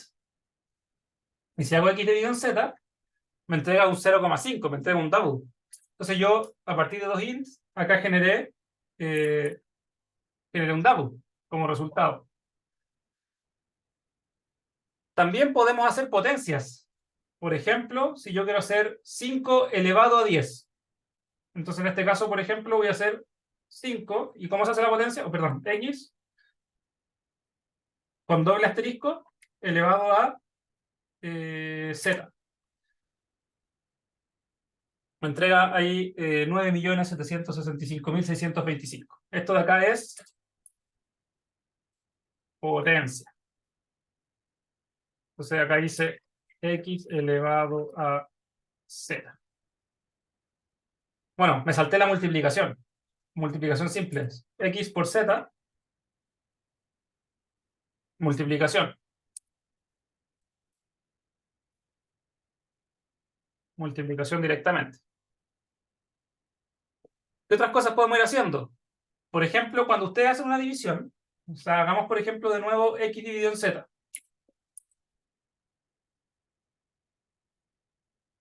Eso me entrega un 0,5.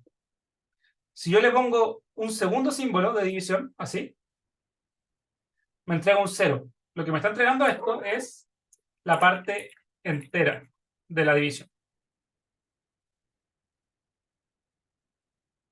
Entonces, ese símbolo me entrega parte entera. También podemos hacer, por ejemplo, el mismo x dividido en z, ¿cierto? Eso me daba 0,5, pero si yo lo hago con esta operación, en vez de ponerle la división, le pongo esto, el signo de porcentaje, me entrega un 5. ¿Qué significa esto? Este es el residuo.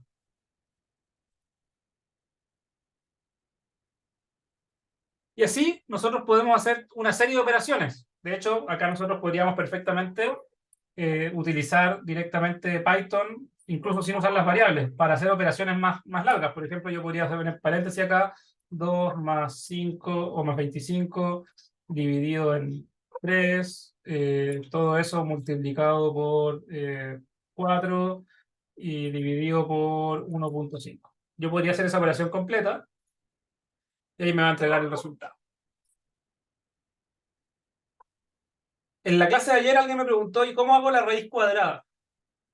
La raíz cuadrada, directamente, nativamente en Python, no la puedo hacer como una función propiamente tal, a menos que importe un paquete que se llama math. Podríamos hacerlo así. Pero otra forma de hacer la raíz cuadrada puede ser, por ejemplo, por definición, la raíz cuadrada, de hecho, si quiero hacer la raíz cuadrada de 2, eso por definición es 2 elevado a 1 medio. Entonces, por ejemplo, si yo hago 2 y lo elevo con potencia, ¿cierto? Así, elevado a, y aquí le pongo 1 medio, esto me va a entregar 1,414, que esto es la raíz de 2. Entonces acá yo saqué. Y como les decía antes, podemos importar una función que nos permita hacer directamente, utilizar la función, en este caso, por ejemplo, sqrt2, que esa función existe en el paquete math. Como no la tengo importado, me va a tirar error. Me va a decir, oye, no reconozco tu función. Acá hay dos formas de hacerlo. O importamos algún paquete que incluya esa función, o bien lo podemos crear también. Acá nosotros podemos hacer una función. Por ejemplo, yo voy a hacer acá def sqrt. Le voy a decir, recibe como parámetro un número, por ejemplo, acá voy a poner un num, no sé, una variable que sea un número. ¿Y qué va a entregarme como resultado esto? Me va a entregar como resultado el número elevado a 1 medio. O sea, la raíz del número, la raíz cuadrada del número. Entonces acá, después, si yo quiero utilizar esto, no le puse el return acá. Return. Si yo quiero utilizar esto, yo podría hacer ahora perfectamente sqrt y entregarle en 2 y me va a entregar exactamente el mismo resultado. Ahora yo podría calcular la raíz de 3 o podría calcular la raíz de 4 y así vamos a ir teniendo los diferentes resultados. También yo podría complejizar un poquito esta función. Podría, por ejemplo, decirle, entrégame el número y entrégame un número 2. Y acá en el número 2 puedo reemplazar el 2 por el número 2. Entonces, ¿qué le dije ahí? Le dije, créame una función que reciba como parámetro dos números y me calcule la raíz del primero, pero la raíz, no la raíz cuadrada, sino que la raíz en base a el segundo. Entonces acá yo podría calcular, por ejemplo, la raíz de 2 y la raíz cuadrada de 2. Entonces le entrego así, el 2,2 y me va a entregar directamente la raíz de 2. Pero yo podría calcular la raíz en base 5 en vez de la raíz cuadrada. Y me va a entregar otro resultado. Entonces sí, uno puede hacer funciones para, de alguna forma, reciclar código. Así yo no tengo que estar haciendo esta operación a cada rato, sino que la defino una sola vez y después la puedo utilizar 1000 veces. Esto mismo es lo que hicieron los creadores de los paquetes. Si yo importo el paquete math, por ejemplo, me va a traer una función que ya hace esto. Y yo la puedo llegar a utilizar. Y yo, de hecho, puedo irme acá a Google y voy a buscar math Python. Yo puedo entrar aquí a la documentación y yo puedo ver todo lo que tiene, de hecho, este paquete que yo podría importar. ¿Cómo se importa? Yo vengo a Python y digo acá, vamos a crear una línea de código, import math. Y después de solamente haber hecho esa línea de código, yo puedo utilizar todo lo que está acá.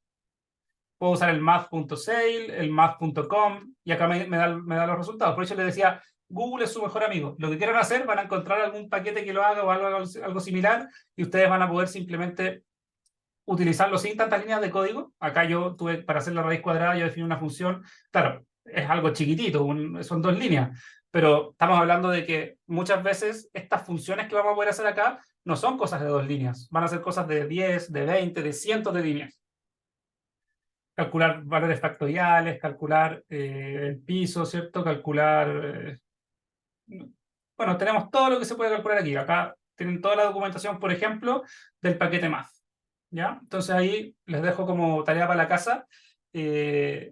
Googleen las cosas que quieren hacer y importen paquetes, pruébenlos, vean cómo funciona, porque al final acá ustedes tienen un sinfín de posibilidades de cosas que pueden ir haciendo, ¿vale? Entonces acá, de hecho, aprovechemos de probar uno. Entonces puedo hacer, por ejemplo, math.save, creo que era, y de la variable x. Entonces ahí me entrega bueno, hagámoslo con la variable y para que sea más visible.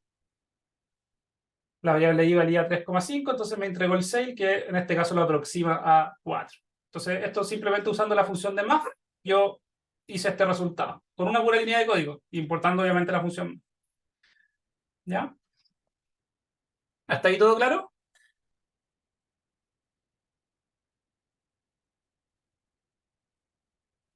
Bien.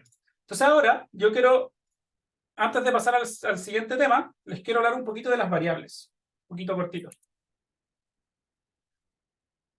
Y les quiero hablar de las variables en el sentido de las convenciones que hay para las variables. Acá, yo, como les decía, para su mejor amigo, cuando estén programando, va a ser Google, va a ser el buscador. Y todo lo que, tanto Python como R, tienen una comunidad gigante de gente que programa en estos lenguajes y que publica soluciones, publica problemas con sus respectivas respuestas. Es muy raro no encontrar una respuesta a algo que uno quiere hacer. Es muy, muy raro. Pero para encontrar de forma eficiente las respuestas, les recomiendo mucho, siempre usen el idioma inglés. Porque todo está en inglés en Internet. Todo. Entonces, en ese sentido, yo también, por un tema de facilidad, yo trato siempre de definir las variables en inglés, por un tema de orden también, y es un estándar que se usa en general en programación. No digo que si las definen los nombres de variables en español se vaya a caer el programa, ni mucho menos, pero es un tema de convención. Entonces, por ejemplo, si yo quiero definir una variable que sea el nombre del cliente, yo le voy a poner acá customer-name, igual a, y acá yo le voy a poner, no sé, Juan. Esta convención de ser el customer o la primera palabra, guión bajo la segunda, se le denomina el snake case. Snake case. Yo también podría haber definido esta variable, por ejemplo, como customer mayúscula name.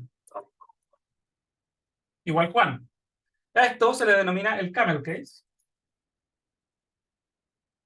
Y la tercera gran convención que se utiliza para definir variables es definir customer name. Es muy similar a la anterior, pero ahora la primera letra también va con mayúscula. Y a esta se le denomina el Pascal case. ¿Por qué les presento esto? Por un tema de orden, como yo les decía, para poder entender bien su código, para poder después seguir trabajando y encontrar bien las cosas y no equivocarse, no tener errores entre medio en el código. Definen ustedes cuál es la convención de variables que más les gusta y traten de utilizarla siempre. No tengan una variable en español, después una en inglés, después una con mayúscula, después una con minúscula, porque al final el código se va a volver muy engorroso, se va a volver muy difícil de manejar, se va a volver muy difícil de entender y les va a traer errores a ustedes a futuro, cuando tengan un código más grande. Entonces yo les recomiendo, definan algún tipo de variable. En este caso, por ejemplo, yo les dejé las tres convenciones que más se utilizan hoy día, en general en Python o en cualquier lenguaje de programación. En general, la primera y la segunda son las que más se utilizan. Ahí, ¿cuál es mejor? Da lo mismo, o sea, es un tema de comodidad. Yo en general uso esta, por ejemplo. Bien. Y habiendo dicho el tema de las variables, voy a pasar ahora a otro Pablo, tópico. disculpa, si nosotros en la variable ingresamos, cambiamos la mayúscula, ya me cambia el tiro luego como estoy entregando el código. Porque como la diferencia que haces tú de snake case, todo con minúscula, después camel case, junto pero con mayúscula name. Si hubiese sido customer name y con la n minúscula, hubiese sido lo mismo en camel case. No, si yo pongo, por ejemplo, esto, customer name, tengo que hacerlo en código, sí, porque si no, no me va a correr. Customer name. Si yo hago eso, me va a tirar error, porque no lo he definido como variable. Ahora, ¿yo lo podría haber definido así? Sí, perfectamente podría ser mi nombre de variable. ¿Por qué les presenté esto? Pues es por un tema de orden. Si lo hacen así, les va a quedar más ordenado, más fácil de leer. Si se fijan acá, me cuesta detectar dónde está el cambio de palabra. Después, si tengo más palabras, si le voy agregando más cosas a las variables, se vuelve más engorroso de leer. Por eso yo les recomiendo, defínanse una convención de variables que les acomode a ustedes, puede ser, por ejemplo, esta o esta, que son las más utilizadas o las que ustedes utilicen, pero si después tienen una variable con 3, 4 palabras dentro de la frase, esto se les va a volver mucho más engorroso. Por ejemplo, customer name with more sales. No tengo idea. Esta es una variable ya que, si bien puede hacer sentido, es mucho más engorrosa de leer para entender el código después, para trabajar lo que es, si yo le pongo guión bajo acá. Ah, perfecto. ¿Cachai? Es un tema de orden. Ya. ¿Ya? Bien. Entonces ahora vamos a pasar a otro tema, que son los inputs. Dentro de los códigos de Python, ustedes pueden utilizar una función que se denomina input para justamente pedir intervención del usuario para ingresar ciertos parámetros. Por ejemplo, yo podría crear una variable que se llame edad. Le voy a poner igual a, y acá yo voy a usar la función input. ¿Y cómo funciona esta función input? Yo le voy a entregar un string adentro, y le voy a decir, por ejemplo, por favor, ingrese su edad. Entonces, ¿qué estoy haciendo yo? Creé una variable edad que me entrega como resultado, o sea, me guarda el valor de un input del usuario que recibe el mensaje, por favor, ingrese su edad.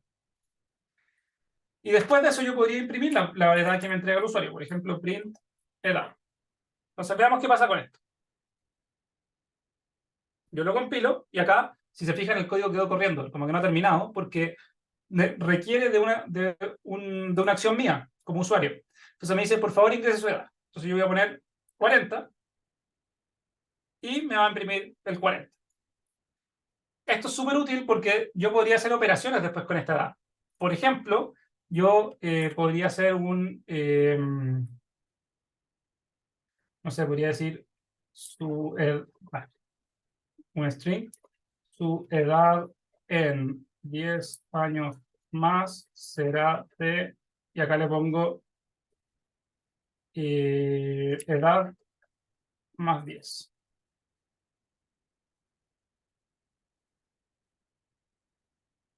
Esto de acá, que acabo de hacer, primero, fue una operación entre strings. Si se fijan, acá yo tengo un string.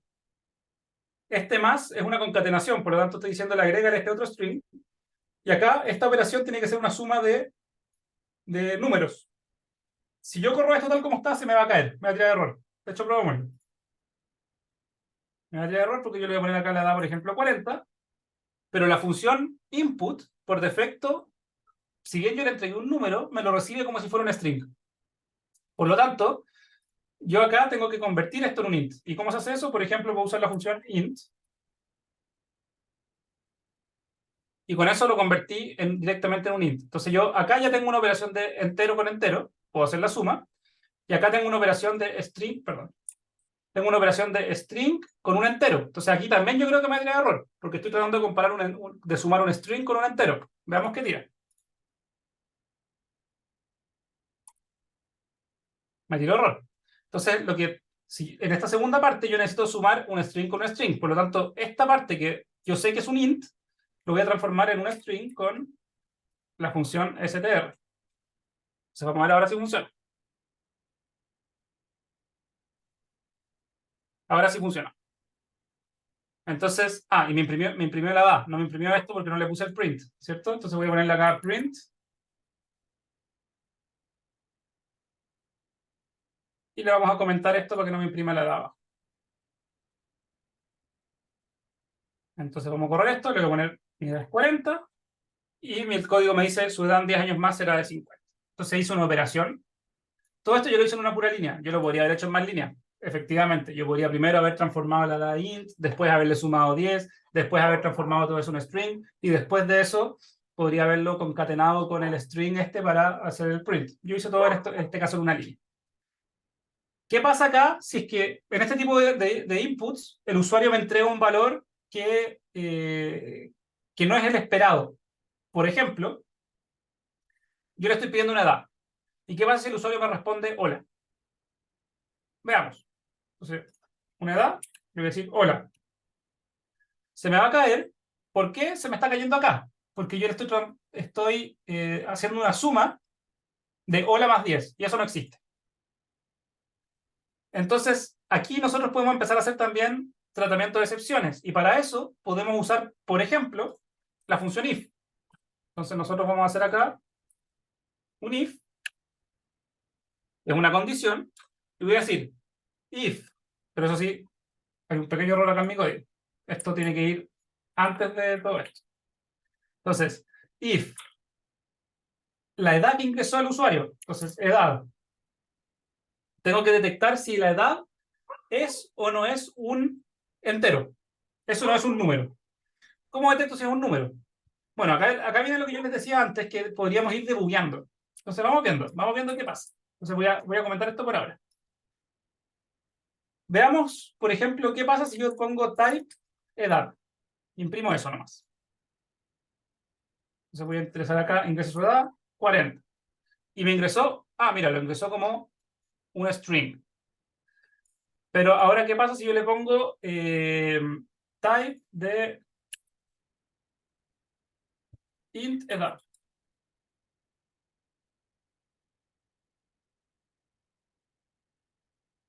Ahí sí es un int. Pero ahora si me ingresa una string ahora, por ejemplo, me ingresa hola, se va a caer. Se va a caer acá. Entonces no me sirve usar mucho en realidad la función type. ¿Cómo yo puedo detectar si lo que me ingresaron está correcto o no está correcto? ¿Qué se les ocurre a ustedes?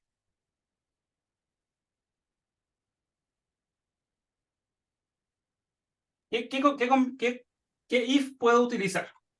Con Que sea un solo un booleano puede número. ser. Mm. ¿Con un Antes, booleano ya?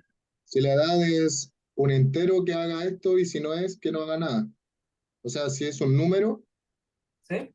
que haga la suma y si no, que lo deje, que mande un error. Exactamente, así es como funciona directamente ¿cómo se llama? El comando if. Si yo podría, por ejemplo, acá, lo primero, vamos haciéndolo por parte para hacerlo más sencillo. Entonces, lo primero que voy a hacer voy a poner edad, o de hecho, más que eso, pongámoslo acá directamente. Pues ya, hagámoslo acá. Edad igual, int edad. ¿Qué estoy haciendo ahí? Primero transformado en un int. Asegurémonos, hagámoslo más simple todavía. Asumamos que el usuario nos va a entregar un entero.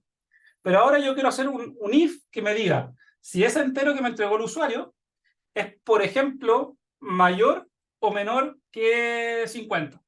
¿Ya? Entonces voy a hacer acá, hagamos una condición que nos diga si la edad ingresada es mayor o menor que 50. Entonces, ¿cómo harían eso? Entonces, acá, como muy bien decíamos ahí, usemos una condición. Entonces, el if recibe como parámetros una condición booleana. ¿Se acuerdan cuáles eran las condiciones booleanas? Teníamos comparaciones, por ejemplo, de mayor igual, menor, etc. Entonces, quiero saber si la edad ingresada es mayor o es menor que 50. Entonces, if edad, lo voy a poner acá, mayor a 50, ahí tengo mi primera condición, entonces va a hacer algo mi código. Podemos hacer, por ejemplo, un print, la edad ingresada es mayor que 50.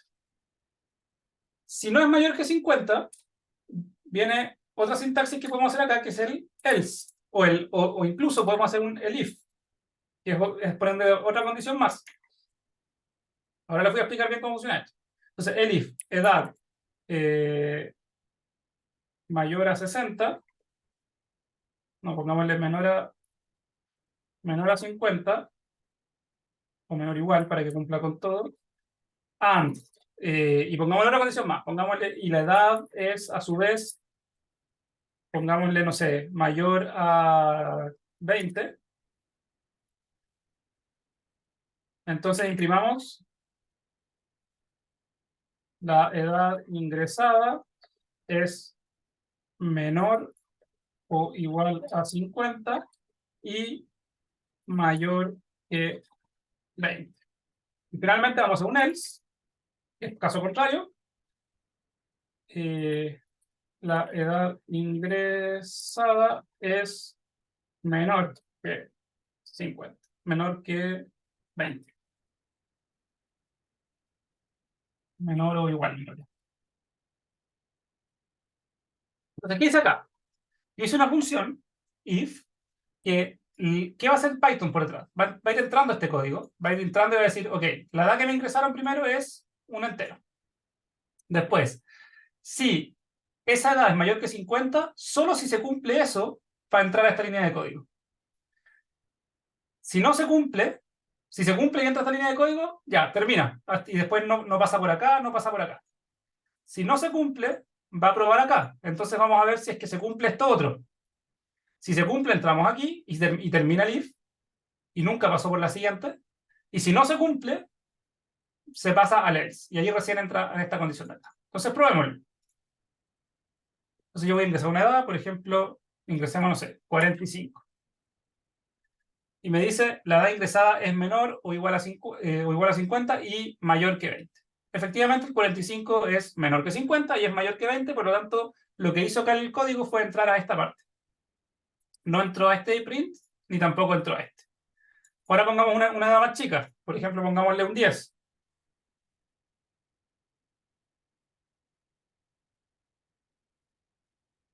No le puse print acá. Claro. No le puse print, entonces no me va a imprimir nada.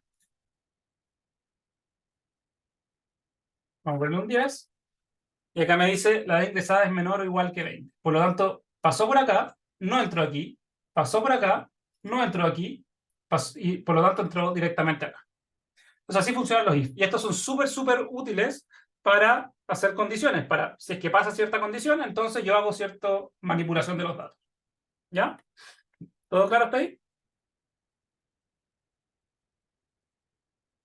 Bien. Entonces ahora lo que quiero hacer es pasar a lo siguiente, que sería, voy a hacer ahora los loops.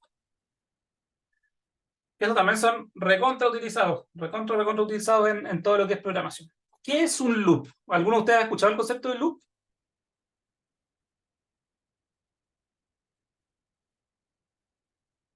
¿Mm? ¿Ninguno? Un Como loop vuelta, básicamente, giratorio, no sé.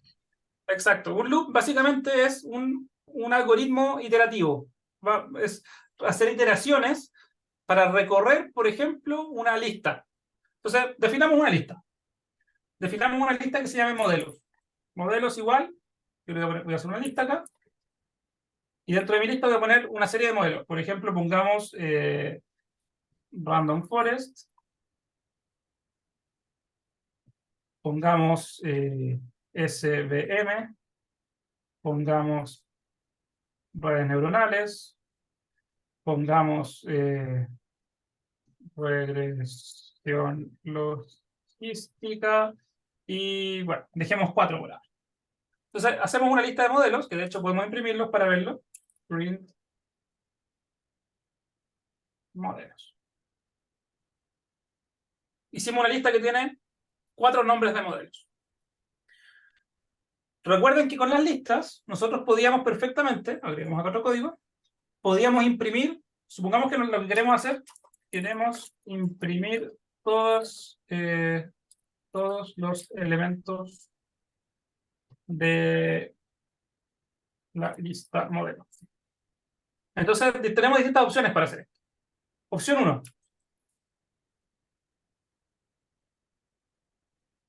La opción 1 sería hacerlo elemento por elemento. Entonces yo sé que, por ejemplo, mi lista modelos tiene 4 elementos, por lo tanto yo podría imprimir modelos en la posición 0.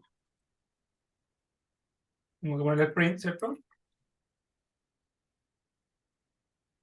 Ahora copiamos esto. Imprimimos modelos en la posición 0, en la posición 1, en la posición 2 y en la posición 3. Si yo hago eso, con 4 líneas de código, imprimí los 4 modelos. El tema es que, ¿qué pasa si tengo una lista demasiado grande? Acá se puede hacer porque tenemos solamente 4 elementos, ¿cierto? Pero si yo tengo una lista demasiado grande de elementos, el trabajar caso a caso no es práctico, ¿verdad? Entonces ahí entra la opción 2. De hecho, hagamos la otra línea para que... Voy a poner acá. Opción 2. La opción 2 es hacer, por ejemplo, un for. ¿Cómo funciona el for? Por ejemplo, yo voy a hacer for modelo, que es un nombre de una variable que estoy definiendo ahora, in modelos, ¿qué estoy diciendo de acá? Que la variable modelo recorra en la lista de modelos. ¿Y qué voy a hacer mientras lo recorro? Voy a imprimir el modelo. ¿Qué pasa si yo corro esto? Me recorrió toda la lista y me fue imprimiendo uno por uno todos los valores. Entonces acá con 2 líneas de código imprimí toda la lista. Y que de hecho, si la lista hubiese sido mucho más grande, hubiese tenido 100 valores más, me los hubiese imprimido igual con las mismas 2 líneas de código. Entonces el for es muy útil porque me permite recorrer una lista. Hay muchas formas de hacer el for. Por ejemplo, yo podría haberlo hecho de otra forma. Podría haber dicho for, pongamos una variable i, in range, en el rango, pongámosle entre 0 y el largo de modelos. Y que me imprima acá modelo en la posición i. Veamos qué hace eso. No, puse modelo, es modelos. Ahí sí. Me imprimió exactamente lo mismo, porque lo que hice fue decirle ahora al for, en vez de recorrer directamente la lista de modelos, imprimiéndolos uno por uno, recorre el rango. Acá le dije recorre una variable i que parte en 0 y llega hasta el largo de modelos, o sea, en este caso 4, en 3 en realidad, imprímeme modelos en la posición i. O sea, en la primera iteración va a imprimir modelos en la posición 0, en la segunda modelos en la posición 1, en la tercera modelos en la posición 2 y en la cuarta modelos en la posición 3. Entonces, estas dos son equivalentes. Son distintas formas de hacerlo. ¿Ya? Otra opción, voy a poner acá opción 3.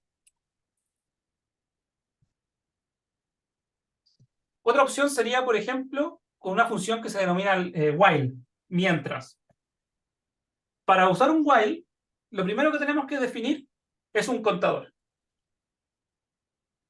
Entonces, yo voy a definir, por ejemplo, un contador, acá, contador igual 0. Voy a inicializar una variable en 0.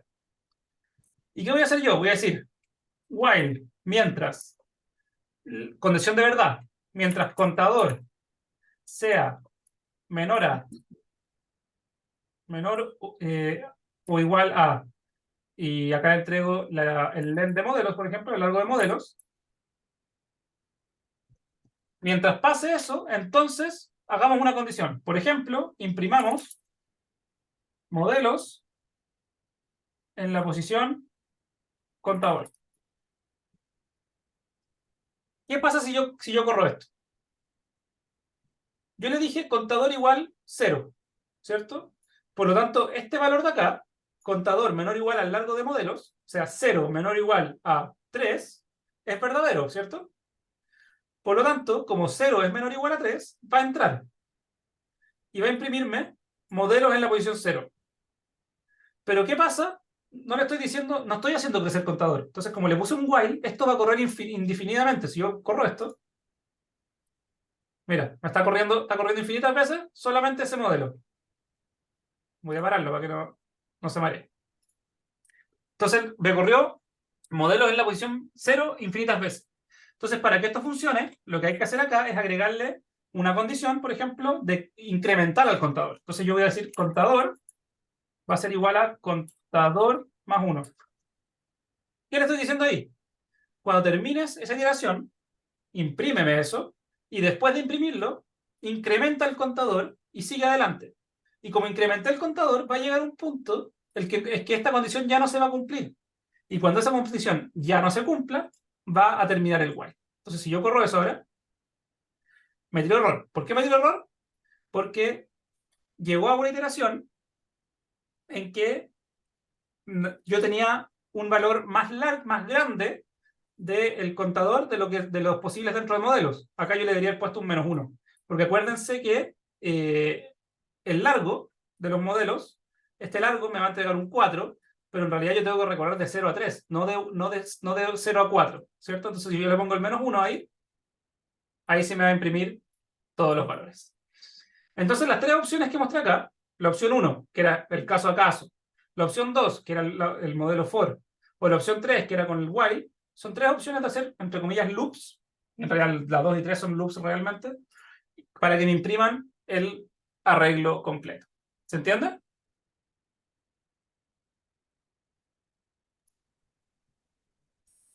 ¿Sí? Profe, ¿por qué el for le funcionó hasta el 4? ¿Por qué? Buena pregunta. Porque en el rango, por definición este rango, de hecho, copiámoslo acá, mira, y corrámoslo acá abajo. Esta función range, veamos lo que nos tira. Nos tira eso, ¿cierto? Un rango entre 0 y 4.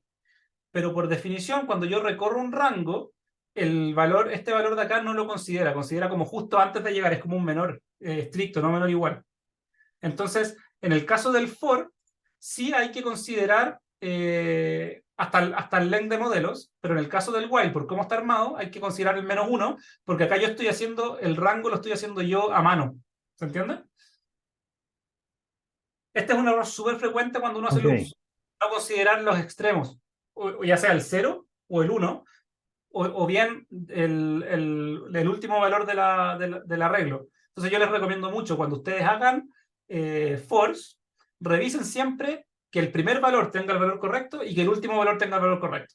Porque se van a dar al tiro cuenta si es que el último valor no tiene el valor correcto, por ejemplo, que o les faltó sumar 1 o restar 1 en este valor de acá. Y va a depender meramente de cómo lo hagan. Si lo hacen con rango, si lo hacen con otra función, etc. ¿Bien? Bien. Entonces ahora, esto lo voy a borrar, ¿verdad?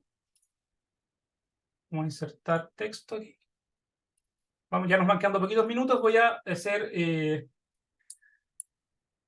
un importe de paquetes. Entonces nosotros, como yo les decía antes, podríamos, dentro de nuestro código, requerir importar algún paquete que podamos utilizar a posteriori.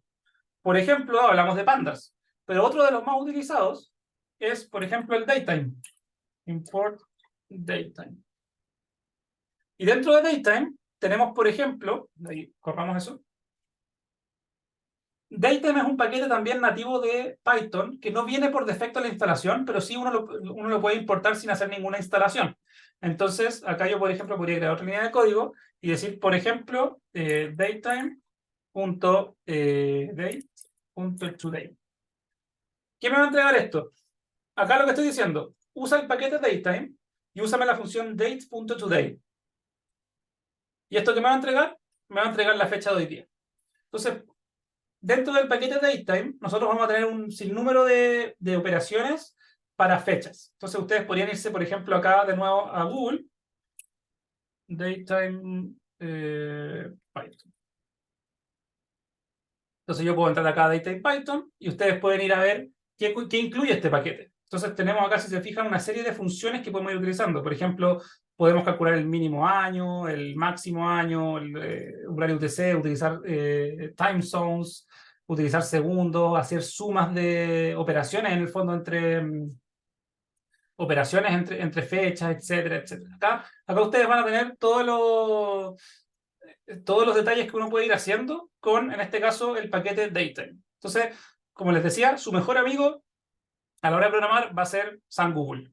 Acá yo puse datetime y ya al tiro tengo una página que tiene absolutamente todas las funciones que yo podría llegar a necesitar con lo que tiene que ver con relación al manejo de fechas. ¿Ya?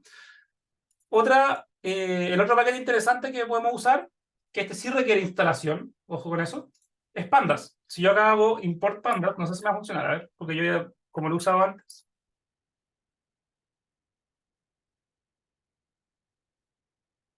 Ya, a mí me funcionó porque yo lo había usado antes. Pero si ustedes les tiene un error, ustedes tendrían que agregar una línea de código acá, que es básicamente esta. Que lo que hace esa línea es, en su ambiente de Colab, antes de importarlo, instalar la librería. Porque no necesariamente va a estar instalada. Esta no es una librería propia de Python, sino que es una librería de un tercero. Entonces yo, si corro esa línea, lo primero que va a hacer es instalarme la última versión de Pandas. Por eso se demora un poquito más. Y una vez que me instaló en Colab la última versión de Pandas, me la va a importar. Y acá ustedes, para no tener que estar, porque si se fijaron acá cuando yo hice el datetime, yo hice datetime.date.today. Para no tener tan largos los nombres, uno generalmente a las importaciones que uno hace les da un alias. Por ejemplo, yo voy a importar pandas as pd. Entonces ahora yo, cuando quiera llamar una función de pandas, yo simplemente voy a escribir pd punto, que va a ser equivalente a escribir pandas punto, ¿ya?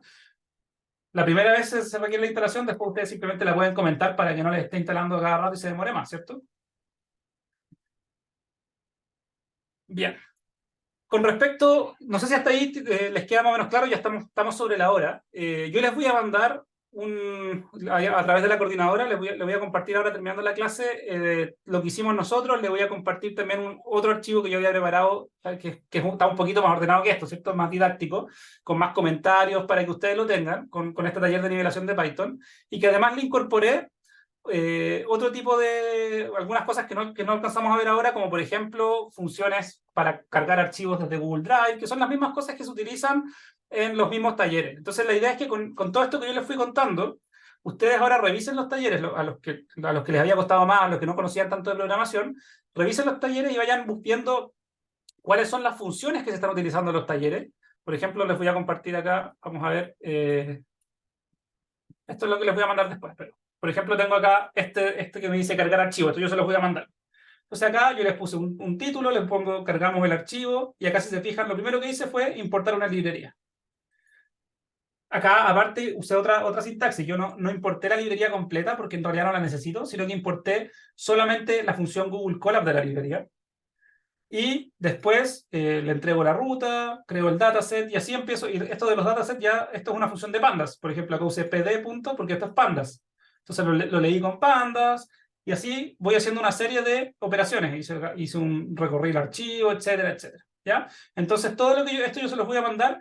Traten de entenderlo. Si les queda cualquier duda, me escriben por el foro. La Cata los va a estar contestando también. Y cualquier cosa estamos ahí disponibles para ustedes. ¿Vale? No sé si tienen alguna duda ahora que les pueda resolver. No. Todo bien. Excelente. Bueno, pues entonces espero que les haya servido este taller. Fue un gustazo haberles hecho esta clase y ya nos estamos viendo en unas semanas más cuando tengamos la clase final del curso, ¿vale? Esa va a ser presencial o híbrida, entiendo. Perfecto. Chicos, Gracias. ¿tienen alguna otra duda, consulta con el área de servicio en que los pueda ayudar? Yo no sé, aprovechando que tenemos la clase.